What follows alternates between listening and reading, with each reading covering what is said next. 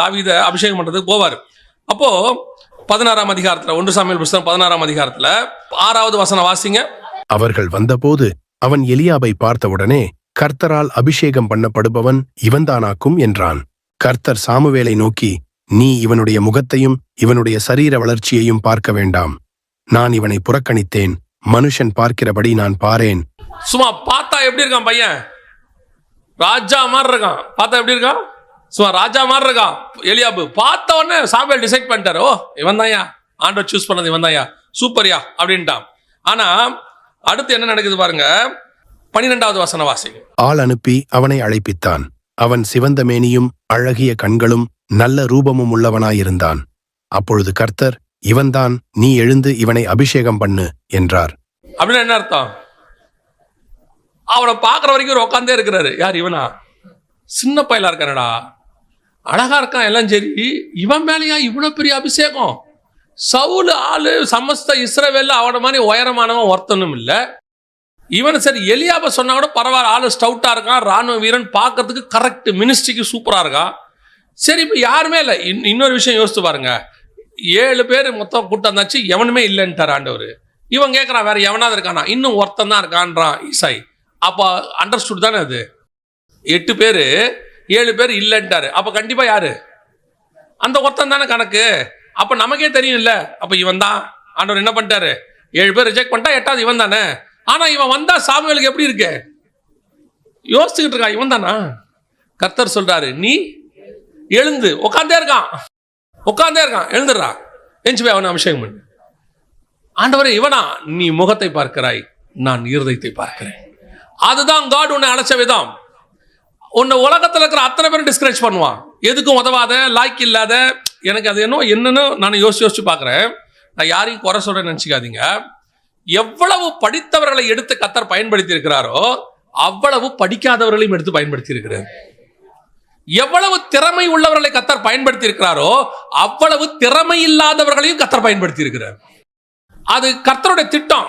ஒரு பக்கம் லூக்கா, ஒரு பக்கம் மத்தேயு டாக்ஸ் கலெக்டர், எல்லாம் பயங்கரமான ஆளு. இந்த பக்கம் படிப்பறிவு இல்லாத பேதுரு, ஒரு பக்கம் யோவான், இவங்க ஒரு குரூப். இது ரெண்டும் சேர்ந்து ஒரு அப்போஸ்தலர் கூட்டம். நான் ரொம்ப யோசிச்ச ஒரு விஷயம் என்னன்னா, தானியேல் புஸ்தகமும் வெளிப்படுத்தின விசேஷ புஸ்தகத்தையும் பாருங்க. இந்த ரெண்டும் சேர்ந்து தான் நீங்க படிக்க முடியும். இது ரெண்டையும் தனித்தனியா வச்சா படிக்க முடியாது. 2 ட்வின் புக்ஸ்னா ரெட்டை புஸ்தகம். ரெண்டுத்தையும் ஒன்னா சேர்த்து படிச்சா அந்த மொத்த சத்தியமும் உங்களுக்கு வெளியே வரும். ஆனா தானியேலை குறித்து சொல்லும் போது 1ஆம் அதிகாரம் சொல்லுது. தானியேல் 1ஆம் அதிகாரத்துல கல்வியில் நிபுணன் இருக்கு. அவனுக்கு எப்படி இருக்குது? பயங்கரமான ஆளு, கிராஜுவேட், இன்டெலக்சுவல் அப்படின்னு அர்த்தம். பயங்கரமான அறிவாளி. யாரு? தானியேல். அதோட அடுத்த பகுதி யாருக்கிட்ட கொடுக்கிறாரு? யோவான் கிட்ட கொடுக்கிறாரு. யோவானை குறித்து அப்போஸ்தலர் நடவடிக்கைகள் சொல்லுகிறது, படிப்பறிவு இல்லாதவர் என்றும் பேதமை உள்ளவர் என்றும். ஒரு பகுதியை படிச்சவங்க கிட்ட கொடுத்துட்டு ஒரு பகுதியை படிக்காதவங்க கிட்ட கொடுத்துட்டாரு. என்ன ஆண்டவரே, இதோட இன்னொரு பகுதி இவன மாதிரியே படிச்சவங்க தானே கொடுக்கணும். ஆண்டவர் சொல்றாரு, நீ முகத்தை பார்க்கிறாய், நான் இருதயத்தை பார்க்கிறேன். நான் வெளிப்பாடு கொடுப்பதற்கு தேவை கல்வி நிபுணத்துவம் அல்ல, வெளிப்பாடு கொடுப்பதற்கு தேவை அவனுக்கும் எனக்கும் உள்ளதான உறவு. தானியேலுக்கு இருந்த உறவும் யோவானுக்கு இருந்த உறவும் ஒரே உறவு, கர்த்தரோட. இவன் அங்க காத்திருப்பான் தேவ சமூகத்துல, அவன் மார்பிள சாஞ்சிருப்பான். 2 பேர்ட்டி ஒப்பு கொடுக்குறான், அவ்வளவுதான். இதுல நீ என்ன படிச்சிருக்க, எப்படி வளர்ந்திருக்க, இவன் பின்னாடி என்ன, பேக்ரவுண்ட் என்ன, நீ யாருடைய பையன், நீ இன்னாருடைய பேரன், அதெல்லாம் தேவையே இல்லை. இங்க அதெல்லாம் தேவையே இல்லை. உன் மேல கர்த்தருடைய அழைப்பு இருக்குதா? உன்னை உலகம், குறிப்பாக கூட இருக்கிறவர்கள் உன்னை எவ்வளவுதான் உன்னை டிஸ்கரேஜ் பண்ணாலும் கவலைப்படாம ஓடிக்கிட்டே இரு. காரணம், நீ கர்த்தரால் அபிஷேகம் பண்ணப்பட்டவன், கர்த்தரால் அழைக்கப்பட்டவன். நீ மிகப்பெரியதான ஒரு தரிசனத்தோடு கூட உட்கார்ந்து இருக்கிறவன். உன்னை தடுத்து நிறுத்த யாராலையும் முடியாது. ஆனா அவன் செய்யற ஒரு வேலை என்ன இருக்குமா? உன்னால முடியாது, இது பார்த்துக்க, உனக்கெல்லாம் எவ்வளவு திமிரு அப்படிம்பா. இது முதலாவது உனக்கு நடக்கக்கூடியது. 2வது 1 சாமுவேல் புஸ்தகம் 17ஆம் அதிகாரம் 33வது வசனவாசி. அப்பொழுது சவுல் தாவீதை நோக்கி, நீ இந்த பெலிஸ்தனோடே எதிர்த்து யுத்தம் பண்ண உன்னால் ஆகாது. நீ இளைஞன், அவனோ தன் சிறு வயது முதல் யுத்த வீரன் என்றான். இப்போ உன் பிரச்சனை, உன்னை டிஸ்கரேஜ் பண்ணி பார்த்தாங்க. என்ன பண்ணாங்க? டிஸ்கரேஜ். உனக்கு திமிரு, உனக்கு கொழுப்பு, உனக்கு தேவையா இதெல்லாம் அப்படின்னு சொல்லுவாங்க. இப்போ அதுல நீங்க தாண்டிடுவீங்க. ஒரு இடத்துல நம்மகிட்ட இருக்க இன்னொரு பெரிய பிளஸ் பாயிண்ட், ஆவியானவர் இருக்க நம்மகிட்ட. ஆவியானவர் வச்சிருக்க ஒரு பெரிய கிஃப்ட் என்ன தெரியுமா? எவ்வளோ கேவலம் நம்ம டிஸ்கரேஜ் பண்றாங்களோ அவ்வளவு ஆவியானவர் நம்மை பலப்படுத்திக்கிட்டே வருவார். நீ பயப்படாத, நான் கூட இருக்கிறேன், உன்னால முடியும். பாருங்க, மிகப்பெரிய யுத்த வீரன் யோசுவா, மிகப்பெரிய யுத்த வீரன், 40 வருஷம் மோசே கூட இருந்திருக்கிறார். ஸோ எல்லா எக்ஸ்பீரியன்ஸ் இருக்கு, 40 years எக்ஸ்பீரியன்ஸ் ப்ளஸ் நல்ல ஒரு யுத்த வீரன். ஆனால் நீங்கள் 1ஆம் அதிகாரம் யோசுவா புஸ்தகத்தை போய் பாருங்க, யோசுவா கிட்ட இருந்த ஒரே பிரச்சனை பயம். திருப்பி சொல்வாரு, பயப்படாதே, நான் மோசையோடு கூட இருந்தது போலவே உன்னோடு கூட இருப்பேன். அவ்வளவு பயம். காரணம் என்ன? எனக்கு என்ன தகுதி இருக்குதுங்கிறதுலாம் ரெண்டாவது, என்கிட்ட கொடுத்த பொறுப்பு பெருசு. ஆட்டோமேட்டிக்கா நமக்கு என்ன வரும்? ஒரு பயம் வரும், ஒரு டிஸ்கரேஜ். இது வேற விதம். இது என்ன பண்ணுவான் தெரியுமா? ஏம்பா உன்னால முடியும்னு நினைக்கிற, சரி ஓகே வந்துட்ட, பார்த்து பண்ணு, இது ரொம்ப பெரிய ஊழியம், இதை எப்படி பண்ணுவ, இதை யாரெல்லாம் பண்ணிருக்கா தெரியுமா, அந்த இடத்துல நீ வந்திருக்கிறிய, உன்னால நடக்குமா அப்படிங்கப்பா. ஆண்டவர் சொல்வாரு, நீங்க எதிரில் இருக்கிற கோலியாத்தோடைய பலனை மட்டும்தான் பார்க்குறாங்க இவங்க எல்லாரும். ஏன்னா இவங்களுக்கு கோலியாத்தை பார்த்து ஏற்கனவே ஒரு பயம் வந்துருச்சு. என்ன வந்துருச்சு? ஆள் எப்படி இருக்கிறான்? ஆள் பயங்கர உயரமா இருக்கான், அவன் ஈட்டி தாங்கி கையில் வச்சிருக்கான், அவன் வச்சிருக்கிற கேட எல்லாத்தையும் வெயிட் போட்டிருக்கிறாங்க, பார்த்து ஆள் அப்படி வந்து ஸ்டவுட்டா நிற்கிறான். இப்போ என்னது? முதல்ல என்ன பார்த்து டிஸ்கரேஜ் பண்றது நடந்துச்சு நம்மள. ரெண்டாவது, இப்ப எதிரியோடைய பலத்தை பத்தி பேசுறான். என்ன சொல்றான்? எதிரியோடைய பலம், அவனை எடுத்து பண்ண முடியுமா? உன்னால இந்த மினிஸ்ட்ரியை செய்ய முடியுமா? இல்ல இந்த ஆவிக்குரிய காரியத்தை செய்ய முடியுமா? ஏன் உங்களை பிசினஸா கூட இருக்கட்டும், ஏதோ ஒன்று இருக்கட்டும், முடியுமா? அது எவ்வளவு பெரிய விஷயம் தெரியுமா? சில நேரத்தில் சொல்லுவாங்க, அவ்வளவு பெரிய ஆளுங்களே செஞ்சு கீழே விழுந்துட்டாங்க, அவங்களாலேயே பண்ண முடியல, உன்னால எப்படி பண்ண முடியும்? எத்தனையோ பேர் ட்ரை பண்ணாங்க, அவங்களால நடக்கல, நீ எப்படிப்பா அவனை போய் அப்படிம்பாங்க. தாவீது இருந்த ஒரே பிளஸ் பாயிண்ட் என்ன தெரியுமா? தாவீது, நான் இளைஞன், நான் சின்ன பையன், அதை அவன் பார்க்கல. ரெண்டாவது, தாவீது அவன் பெரிய யுத்த வீரன், சிறு வயது முதல் கொண்டு யுத்த வீரன், ஆள் பார்க்க ஹைட்டு வெயிட்டுமா இருக்கிறான், அதையும் அவன் பார்க்கல. ஆனா அவன் சொன்னது என்ன தெரியுமா?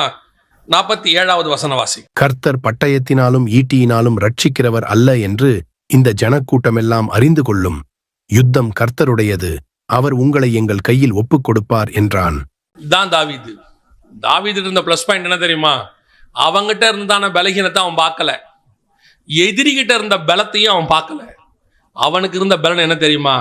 நான் பலவீனமானவன் தான், நீங்க சொல்ற மாதிரியே நான் சின்ன பையன்தான், எனக்கு வந்து யுத்தம் பண்றதுக்கு எந்த விதமான தகுதியும் இல்லை. நாம நினைச்சுக்கலாம், ஊழியம் பண்றதுக்கு என்கிட்ட என்ன இல்லை, எந்த தகுதியும் இல்லை. ஒரு குடும்பத்தை நடத்துறதுக்கு சிலர் சொல்லுவாங்க தெரியுமா, இந்த அம்மா அப்பா கிட்ட ஒரு பெரிய பிரச்சனை இருக்கும். என்னன்னு கேட்டீங்கன்னா, இந்த 20-21 வயசு ஆன உடனே பொண்ணுக்கு இல்லை பையனுக்கு ஒரு 25-26 வயசு ஆன உடனே, ஐயோ பிள்ளைங்க பெரிய பிள்ளைகள் ஆகிப்போச்சு, வயசாகி போச்சு, கல்யாணம் பண்ணணும்பாங்க. கல்யாணம் பண்ணி கொடுத்த உடனே மாமியார் அடுத்து என்ன சொல்லும் தெரியுமா? அதுங்களே சின்ன சிறுசுங்க, அதுங்களுக்கு ஒன்றும் தெரியாதும்பாங்க. அந்த அம்மா என்ன பண்ணும்?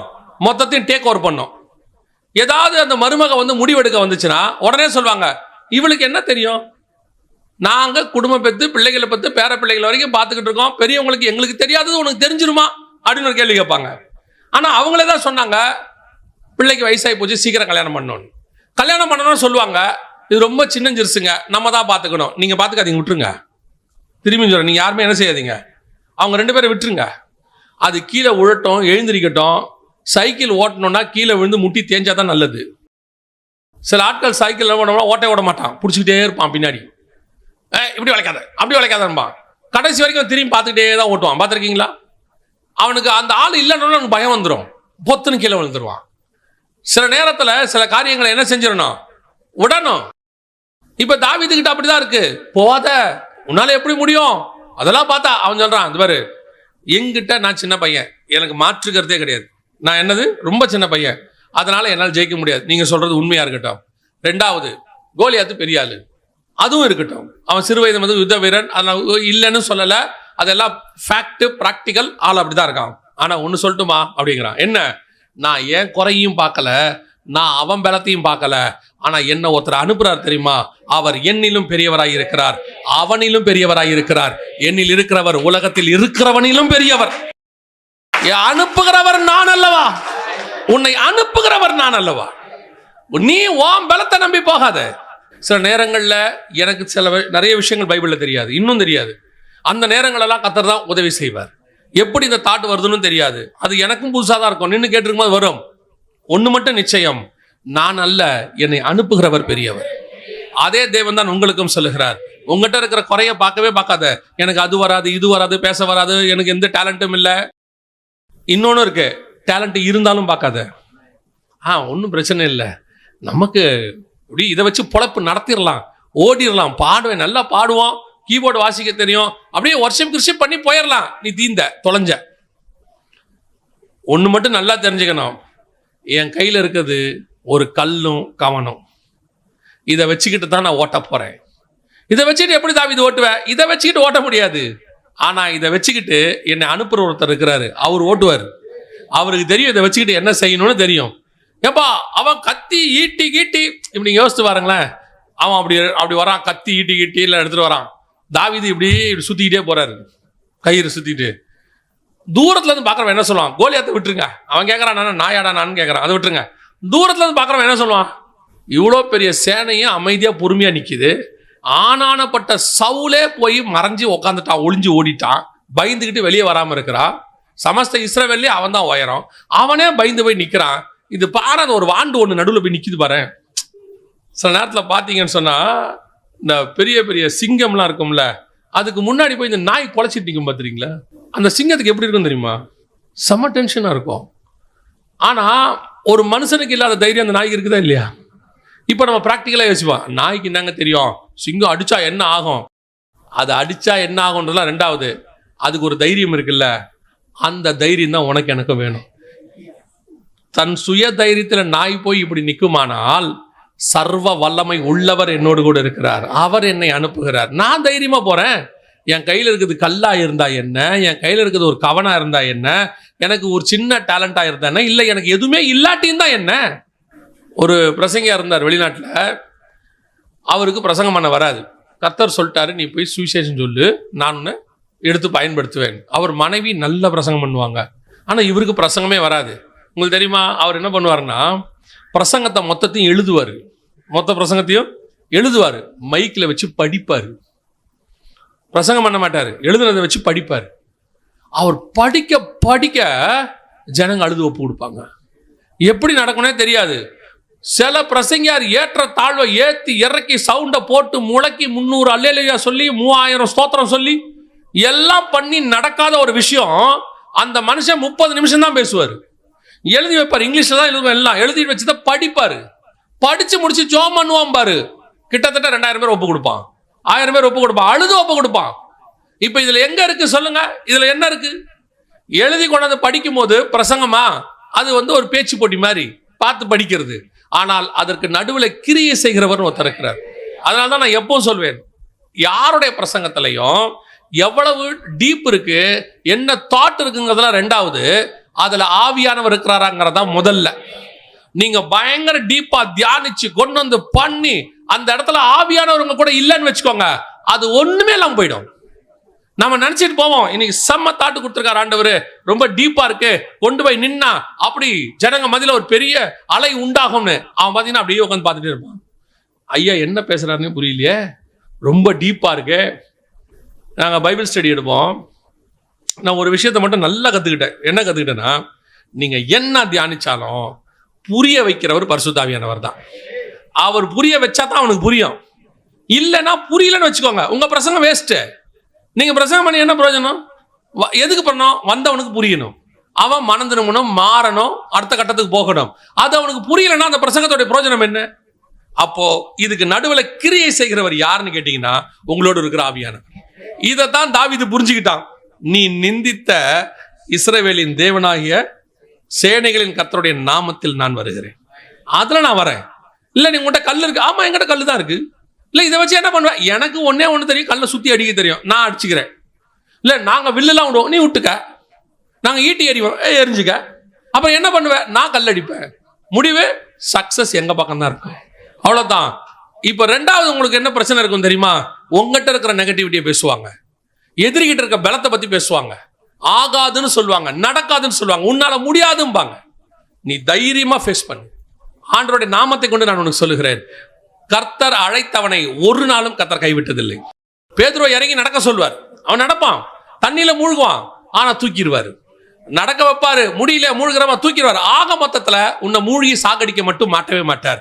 அப்படிப்பட்ட தேவன் இருக்கும்போது நீ ஏன் பயப்படணும்? இறங்கி நடந்துட வேண்டியதான். எதிரி என்ன வேணா இருந்துட்டு போட்டோம், நிக்கிறவன் யார வேணா இருக்கட்டும். சில நேரங்களில் கொண்டு போயிட்டு ஒரு நாள் ஒரு ஆண்டவர் என்ன பண்ணிவிட்டாரு, ஒரு பெரிய பாஸ்டர்ஸோட, அதாவது ஒரு பைபிள் காலேஜ் பாஸ்டர்ஸ் மதியில் கொண்டு போய் நிறுத்தி விட்டார். எல்லாம் பார்த்தீங்கன்னா சும்மா பைபிள் ஸ்காலர்ஸ் அப்படி உட்காந்துருக்குறாங்க. அந்த பிரசங்கத்தை எல்லாம் பண்ணி முடிச்சாச்சு. அவங்க கிட்ட நிக்கிறதுக்கு முதல்ல நமக்கு தகுதி கிடையாது. அவங்கலாம் வந்து பிடெக் எம்டெக்லாம் முடிச்சு பயங்கரமான ஸ்காலர்ஸ். அவங்க மத்தியில் போய் நிற்கவே நமக்கு இல்லை. அவங்கள நம்ம இன்ட்ரடியூஸ் பண்ணும்போது சொல்றாங்க, அவர் எஸ்கட்டாலஜி அப்படின்னா என்னன்னு கேட்டா, எஸ்கட்டாலஜினா என்ன, ஆனால் வெளிப்படுத்தின விசேஷம். ஓ அதானா, அப்பதான் நமக்கே தெரியுது. ஓகே ரைட், கொண்டு போய் நிறுத்திட்டாங்க. பிரசங்கம் பண்ணி முடிச்சாச்சு. ஆனால் ஒன்று மட்டும் நான் எப்பவும் சொல்வேன், ஆண்டவரே எனக்கு ஒன்றும் தெரியாது, அங்கே என்ன பேச போறோம் தெரியாது. நம்மகிட்ட இருக்க பிரசங்கம் ஒரே பிரசங்கம் தான், இயேசு கிறிஸ்து வருகிறார், அவ்வளோதான். அதை எங்கே எப்படி பிரசன்ட் பண்ணணும்னு ஆவியானவருக்கு தான் தெரியும். முடிஞ்ச உடனே அங்கேருந்து அவங்க வந்து உலகத்தில் உள்ள இந்த பைபிள் காலேஜஸ்க்கெல்லாம் போவாங்க, போய் பிரசங்கம் பண்ணுவாங்க. கெஸ்ட் ஸ்பீக்கர், கெஸ்ட் டீச்சர் மாதிரி அவங்க சொன்னாங்க. முடிச்சுட்டு வந்த உடனே, பிரதர் உங்கள் டீச்சிங் ஸ்கில் நல்லா இருக்கு, நீங்கள் நல்லா டீச் பண்ணுறீங்கன்னாங்க. அப்போ தான் தெரியும் நம்ம டீச்சர்லாம் வேற பண்ணுறோம் அப்படின்னு. நமக்கு எப்பவும் பிரசங்கம் தான், அவ்வளோதான். நமக்கு தெரிஞ்சது அவ்வளோதான், நம்ம டீச்சர்லாம் கிடையாது. நமக்கு தெரிஞ்சது பிரசங்கம். அப்புறம் தான் தெரியும் நம்ம பண்ணுற டீச்சிங்னு. எதுக்கு சொல்கிறேன், நம்ம கிட்ட இருக்கிறது கவன்கள் தான், அதை பயன்படுத்துகிறவர் ஒருத்தர் உட்கார்ந்து இருக்கிறார் மேல. அல்லேலூயா. அவர் யூஸ் பண்ணுவார், நீ தைரியமா அடிச்சுக்கிட்டே இரு.